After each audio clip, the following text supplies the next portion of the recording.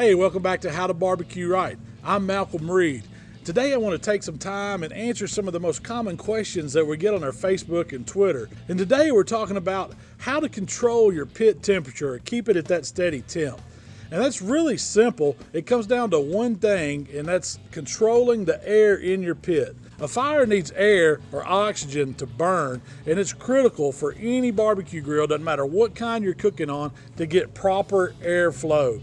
The best way to learn this is to get out there and practice with your pit. Now, I'm not talking about loading it up with meat and starting cooking. That's not the way you want to go about it. You want to start out with nothing on the pit, build you a good bed of fire, and learn what controlling your dampeners for your intake and your exhaust do. Air has to flow into your firebox, wherever it's at, to burn the coal that you have in there.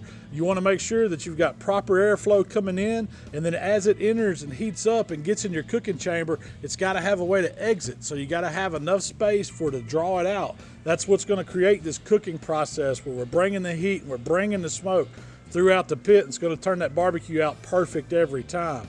So the best thing that you can do is fire that pit up with nothing on it, spend a little time controlling your dampers, seeing where they like to run, making sure you get air inside to your firebox and letting it draw out through your pit. You should see thin blue smoke. That's exactly what we want when we're burning good clean wood, and the temps should stay right where you want them. And some of the most common questions I get about maintaining pit temperature are temperatures too low? What do I do? Are my temperatures too high? It's running away from me. Or how do I get that thin blue smoke? All I'm seeing is thick white smoke.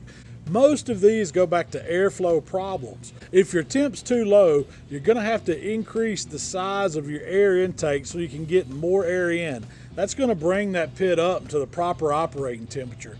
Now, if you still have good airflow and your temp's still staying low, it has to be restricted some way. Either there's too much meat on the pit or something's causing that airflow not to draft through your pit. If your pit's too high, you want to cut back that airflow. The fire's burning way hotter than it needs to, and it's causing the cook chamber temperature to skyrocket. That's when you want to leave your exhaust open so it flows, but you check back the air intake. So we're going to slow that fire down. It's not going to put off as many BTUs because we're restricting that oxygen it's getting. That's going to maintain and hold it in that proper smoking zone where you're wanting it. And if you're seeing that thick white smoke, your wood's not burning properly. It's going to have a little bit more air to get hot to where that wood can go ahead and combust. If you're using wet wood, that could be one problem, but more than likely you got to have proper air. Those coals need to be good and hot, and it's going to make that dry wood go right to the burn stage where it produces thin blue, almost invisible smoke. That's perfect for giving flavor to your barbecue. Hey, I hope you like the answers to these questions. If you want to see more of them, you can subscribe to our channel. We're going to be putting out new stuff all the time, and it'll let you know by your email. You can also keep those questions coming to our Facebook and Twitter. We love those. We'll see you next time.